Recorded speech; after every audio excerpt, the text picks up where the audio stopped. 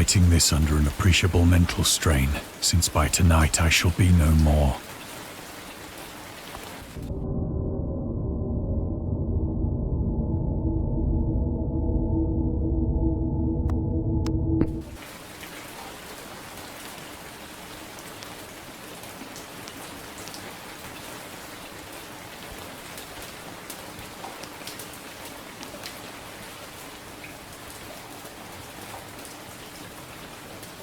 Penniless, and at the end of my supply of the drug which alone makes life endurable, I can bear the torture no longer, and shall cast myself from this garret window into the squalid street below.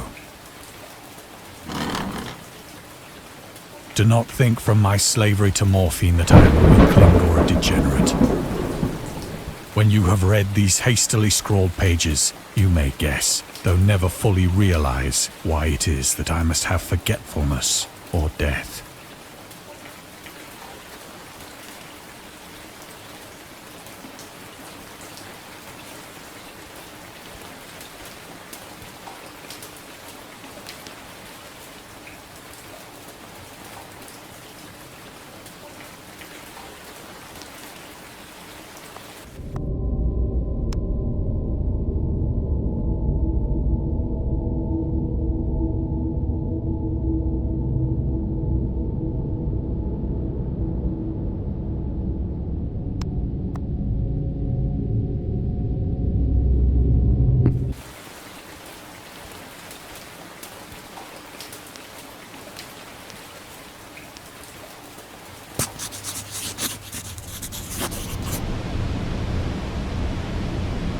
It was in one of the most open and least frequented parts of the broad Pacific that the packet of which I was supercargo fell a victim to the German sea raider.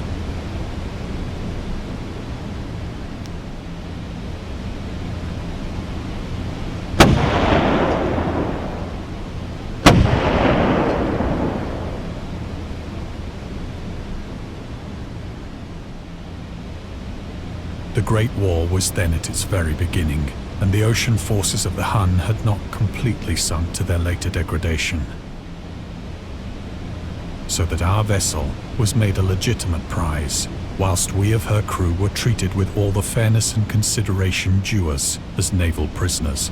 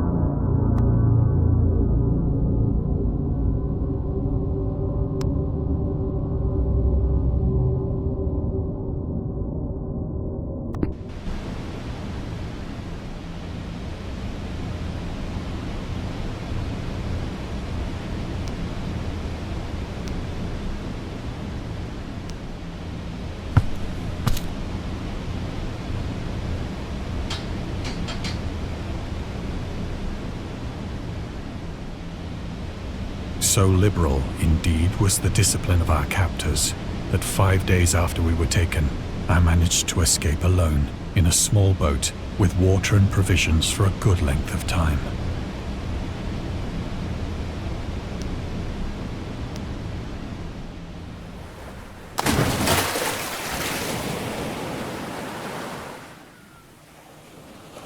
When I finally found myself adrift and free, I had but little idea of my surroundings.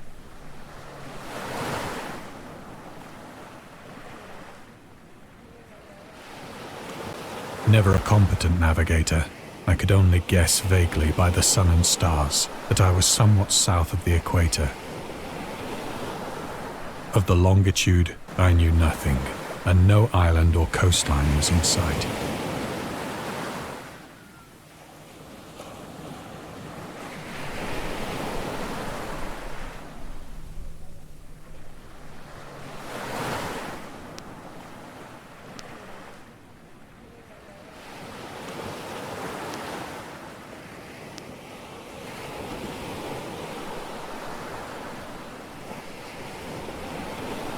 The weather kept fair, and for uncounted days I drifted aimlessly beneath the scorching sun, waiting either for some passing ship or to be cast on the shores of some habitable land.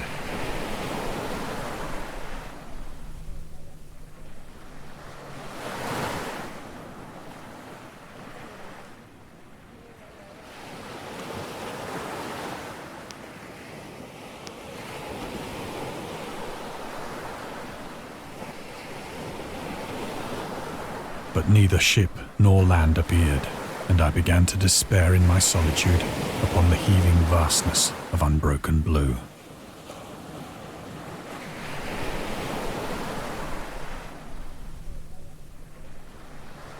The change happened whilst I slept.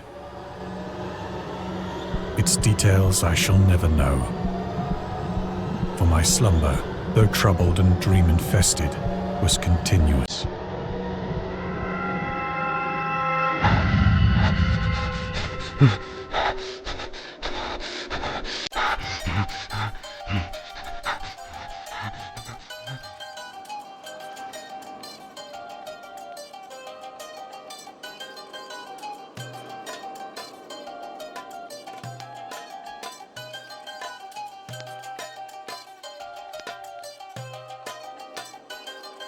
When at last I awoke, it was to discover myself half sucked into a slimy expanse of hellish black mire, which extended about me in monotonous undulations as far as I could see, and in which my boat lay grounded some distance away. Though one might well imagine that my first sensation would be of wonder at so prodigious and unexpected a transformation of scenery, I was in reality more horrified than astonished. For there was in the air and in the rotting soil a sinister quality which chilled me to the very core. The region was putrid with the carcasses of decaying fish and of other less describable things which I saw protruding from the nasty mud of the unending plain.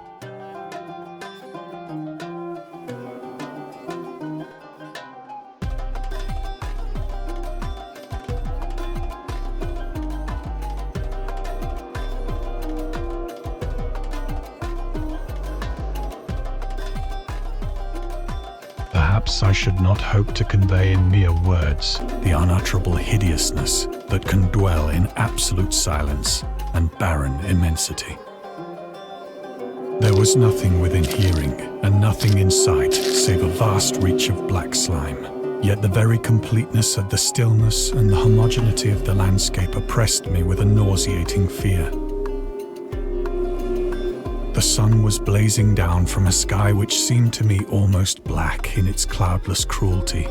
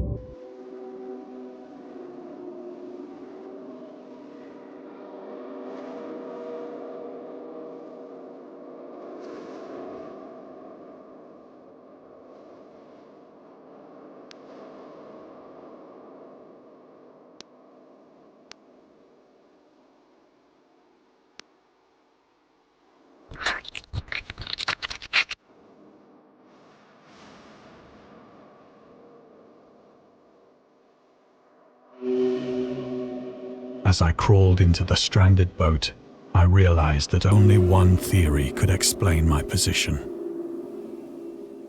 Through some unprecedented volcanic upheaval, a portion of the ocean floor must have been thrown to the surface, exposing regions for which innumerable millions of years had lain hidden under unfathomable watery depths. So great was the extent of the new land which had risen beneath me that I could not detect the faintest noise of the surging ocean, straining my ears as I might. Nor were there any seafowl to prey upon the dead things.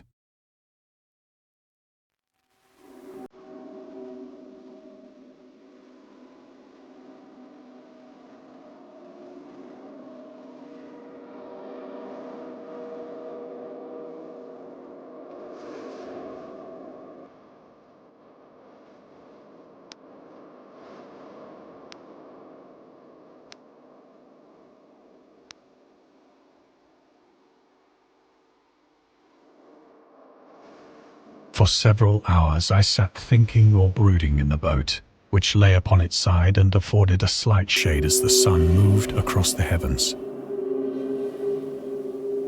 As the day progressed, the ground lost some of its stickiness and seemed likely to dry sufficiently for traveling purposes in a short time.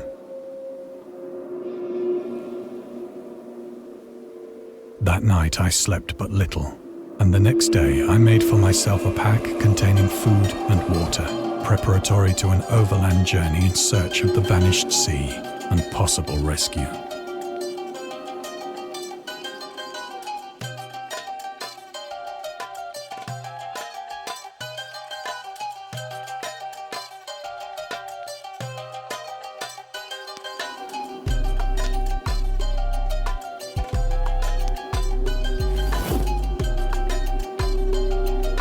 On the third morning, I found the soil dry enough to walk upon with ease. The odor of the fish was maddening, but I was too much concerned with graver things to mind so slight an evil, and set out boldly for an unknown goal.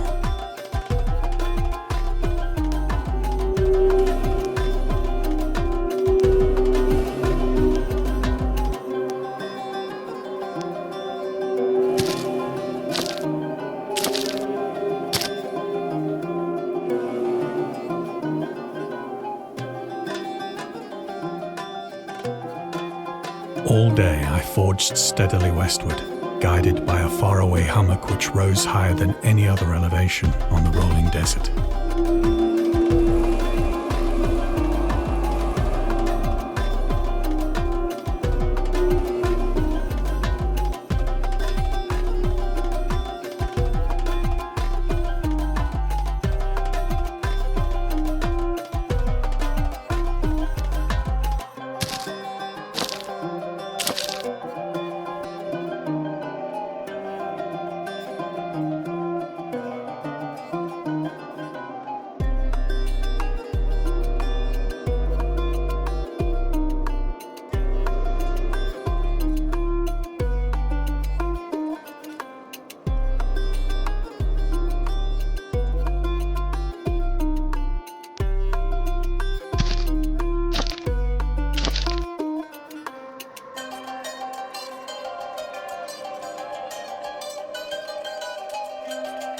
That night I encamped, and on the following day still travelled toward the hummock, though that object seemed scarcely nearer than when I had first espied it.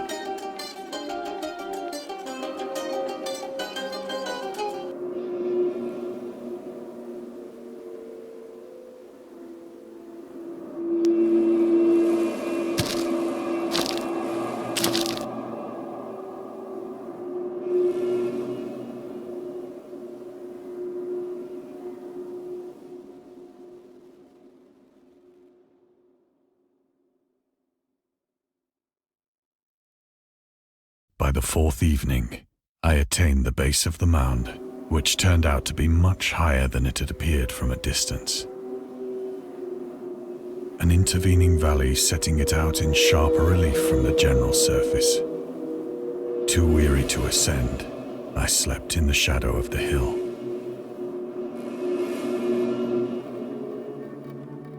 I know not why my dreams were so wild that night, but ere the waning and fantastically gibbous moon had risen far above the eastern plain, I was awake in a cold perspiration, determined to sleep no more.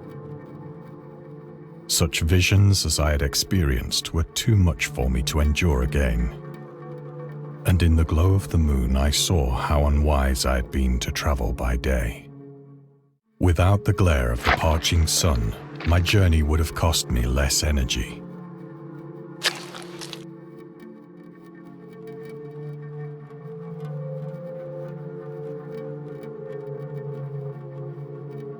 Indeed, I now felt quite able to perform the ascent which had deterred me at sunset. Picking up my pack, I started for the crest of the eminence.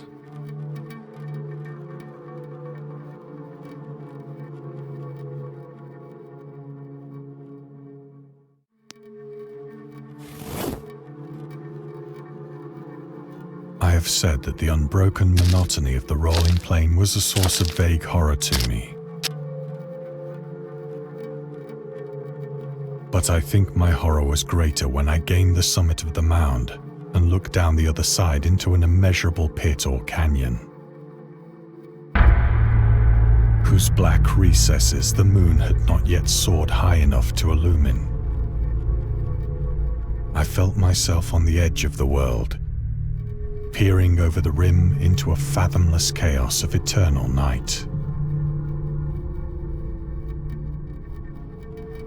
Through my terror ran curious reminiscences of Paradise Lost, and of Satan's hideous climb through the unfashioned realms of darkness. As the moon climbed higher in the sky, I began to see that the slopes of the valley were not quite so perpendicular as I had imagined.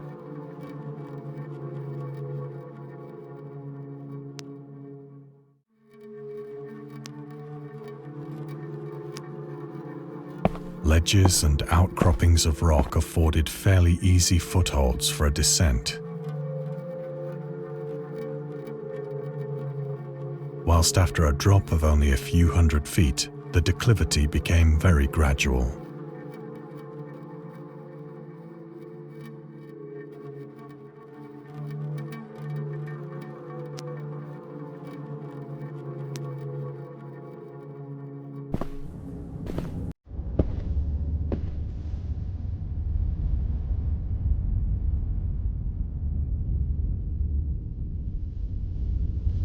Urged on by an impulse which I cannot definitely analyze, I scrambled with difficulty down the rocks and stood on the gentler slope beneath, gazing into the Stygian deeps, where no light had yet penetrated. All at once, my attention was captured by a vast and singular object on the opposite slope, which rose steeply about 100 yards ahead of me. An object that gleamed whitely in the newly bestowed rays of the ascending moon.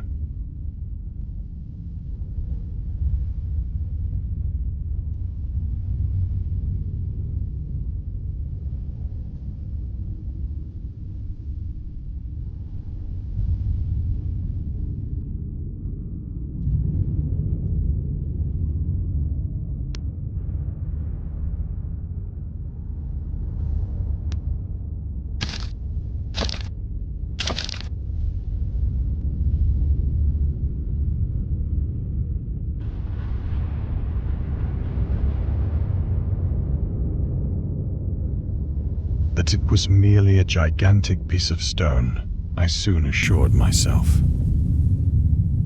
But I was conscious of a distinct impression that its contour and position were not altogether the work of nature. A closer scrutiny filled me with sensations I cannot express.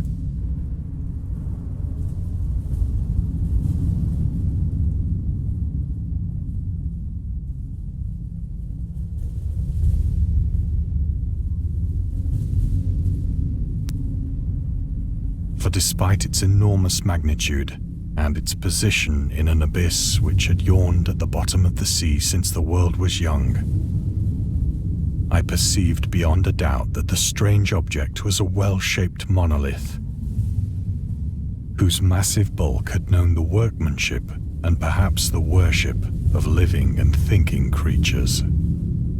Dazed and frightened, yet not without a certain thrill of the scientist's or archaeologist's delight, I examined my surroundings more closely.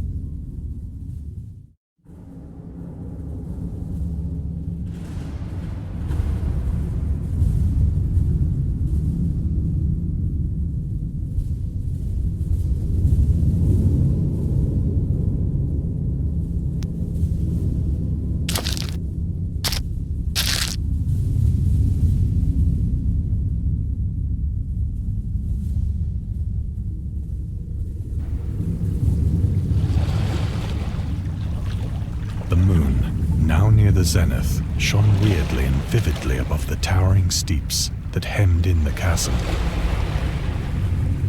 and revealed the fact that a far-flung body of water flowed at the bottom, winding out of sight in both directions and almost lapping my feet as I stood on the slope. Across the chasm, the wavelets washed the base of the Cyclopean monolith, on whose surface I could now trace both inscriptions and crude sculptures.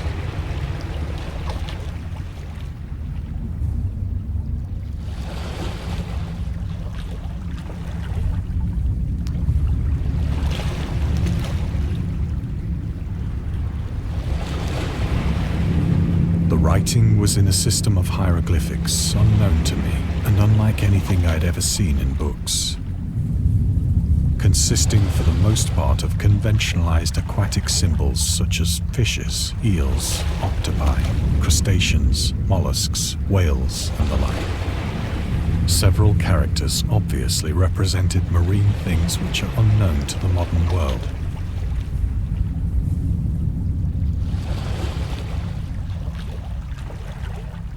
But whose decomposing forms I had observed on the ocean-risen plain.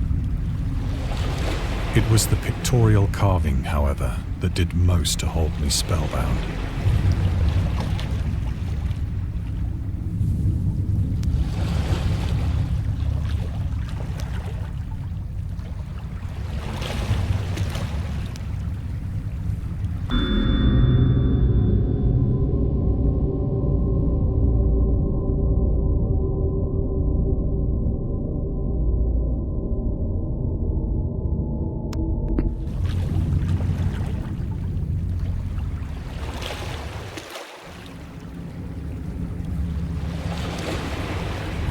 Plainly visible across the intervening water on account of their enormous size were an array of bas-reliefs whose subjects would have excited the envy of a Doré. I think that these things were supposed to depict men, at least a certain sort of men, though the creatures were shown disporting like fishes in the waters of some marine grotto, or paying homage at some monolithic shrine which appeared to be under the waves as well. Of their faces and forms I dare not speak in detail, for the mere remembrance makes me grow faint. Grotesque beyond the imagination of a Poe or a Bulwer.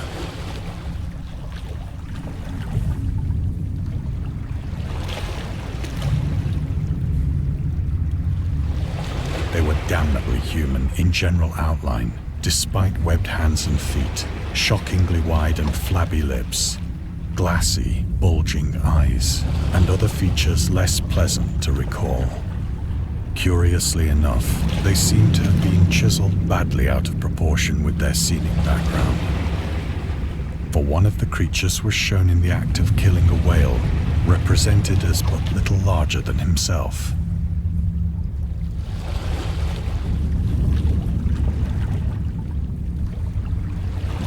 I remarked, as I say, their grotesqueness and strange size, but in a moment decided that they were merely the imaginary gods of some primitive fishing or seafaring tribe.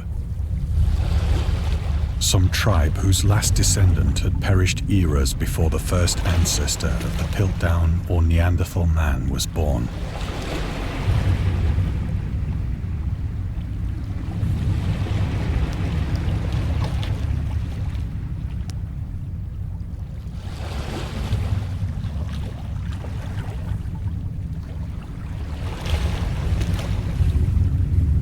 Awestruck at this unexpected glimpse into a past beyond the conception of the most daring anthropologist, I stood musing whilst the moon cast queer reflections on the silent channel before me. Then, suddenly, I saw it.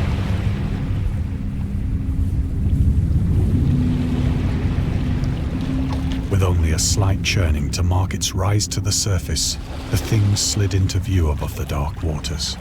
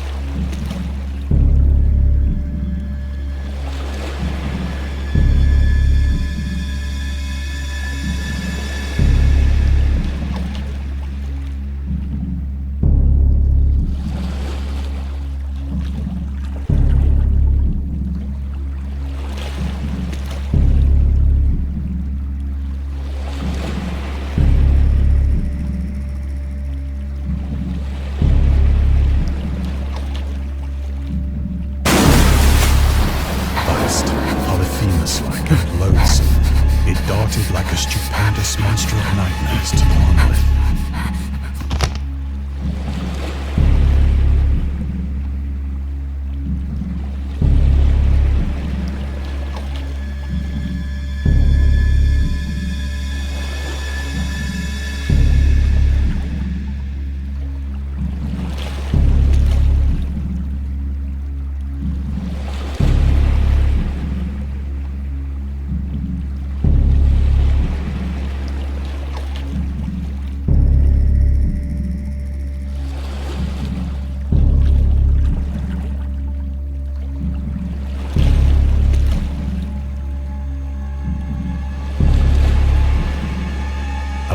It flung its gigantic scaly arms, the while it bowed its hideous head and gave vent to certain measured sounds.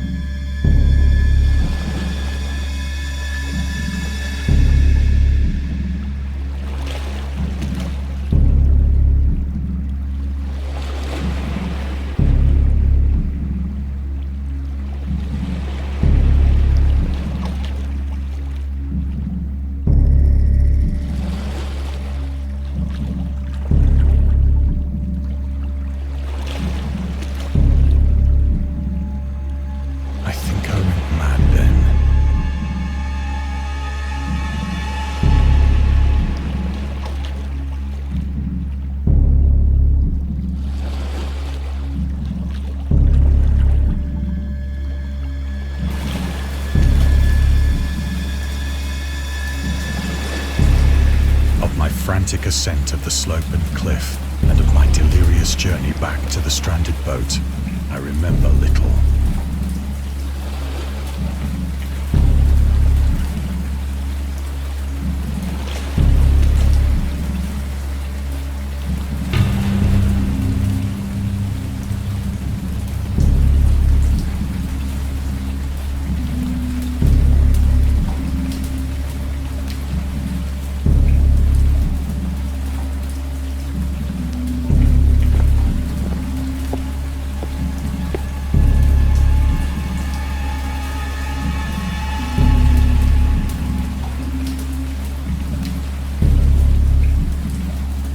I sang a great deal and laughed oddly when I was unable to sing.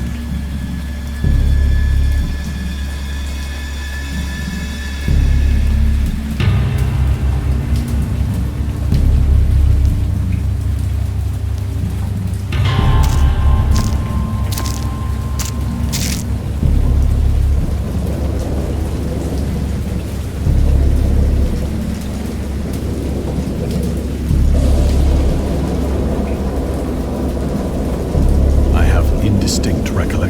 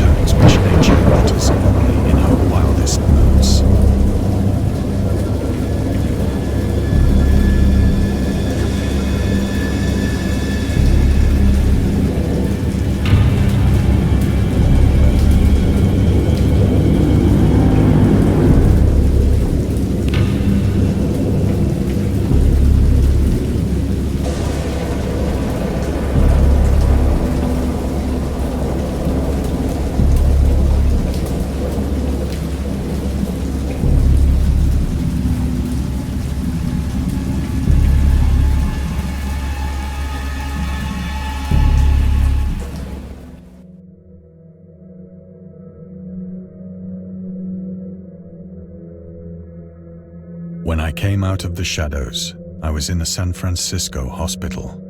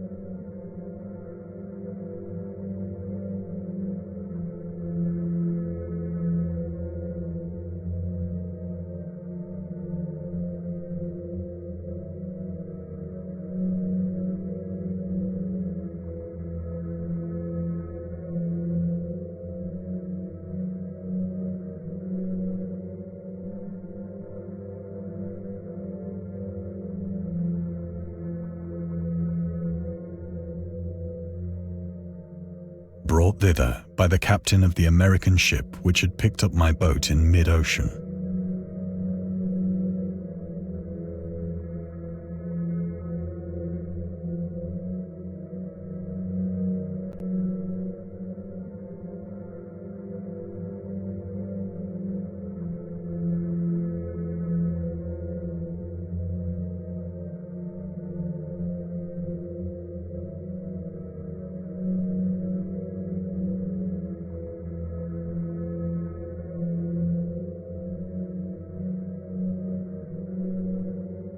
In my delirium, I had said much, but found that my words had been given scant attention.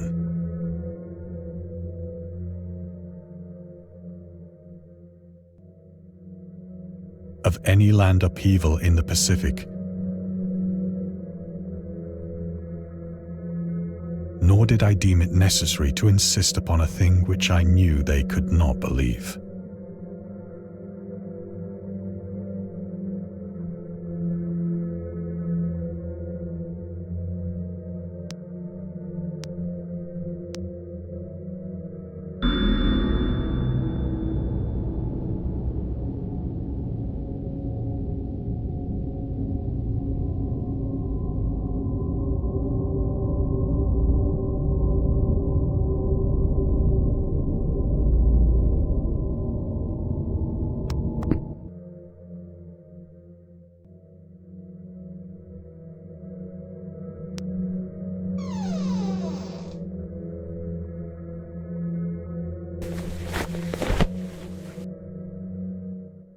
Once I sought out a celebrated ethnologist and amused him with peculiar questions regarding the ancient Philistine legend of Dagon, the fish god.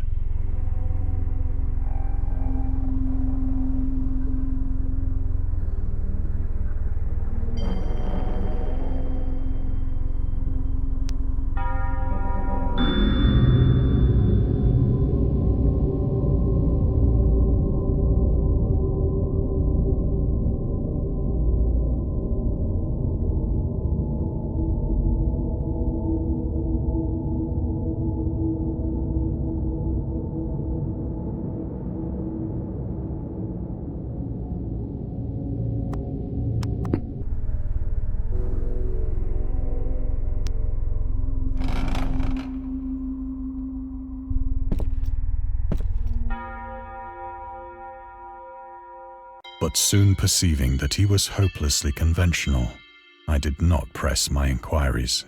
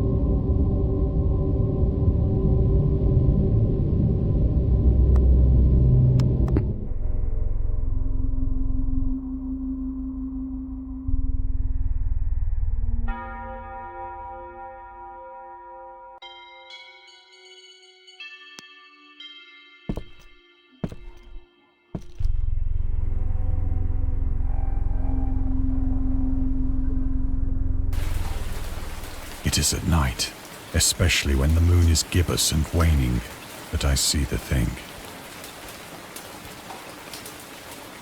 I tried morphine, but the drug has given only transient surcease and has drawn me into its clutches as a hopeless slave. So now I am to end it all, having written a full account for the information or the contempt.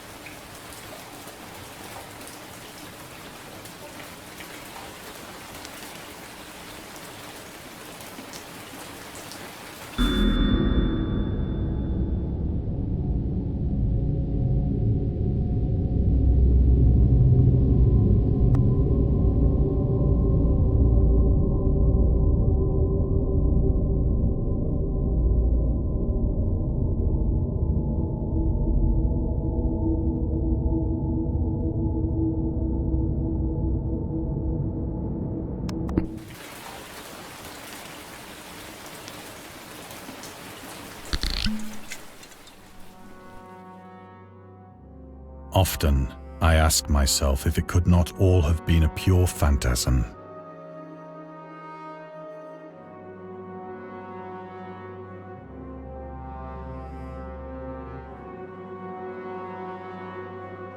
A mere freak of fever as I lay sun-stricken and raving in the open boat after my escape from the German man-of-war.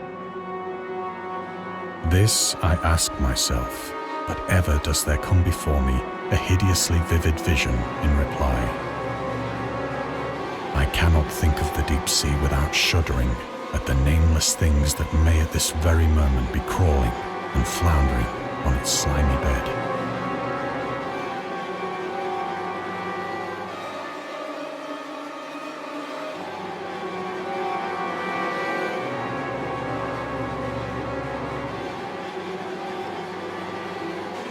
Worshipping their ancient stone idols and carving their own detestable likenesses on submarine obelisks of water-soaked granite. I dream of a day when they may rise above the billows to drag down into their reeking talons the remnants of puny, war-exhausted mankind.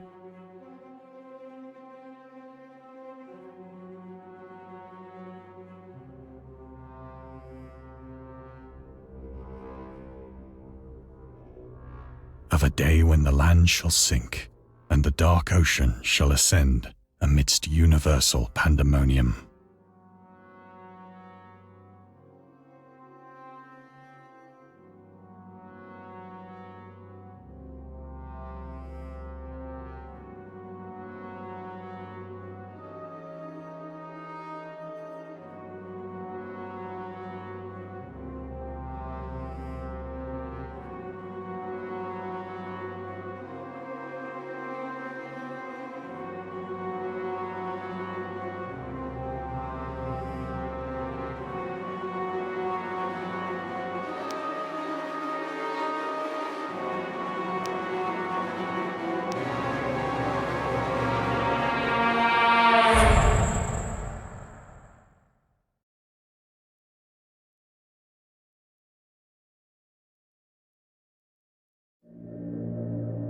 The end is near.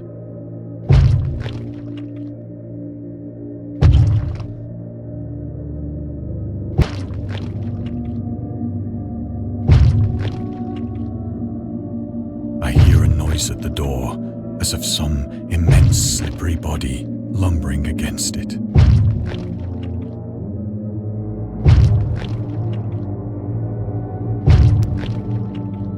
It shall not find me.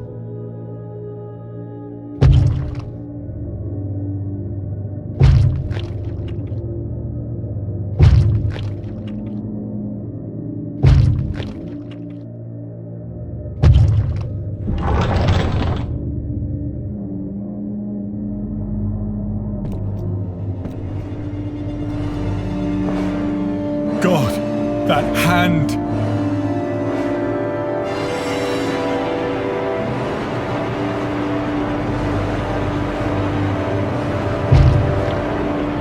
The window!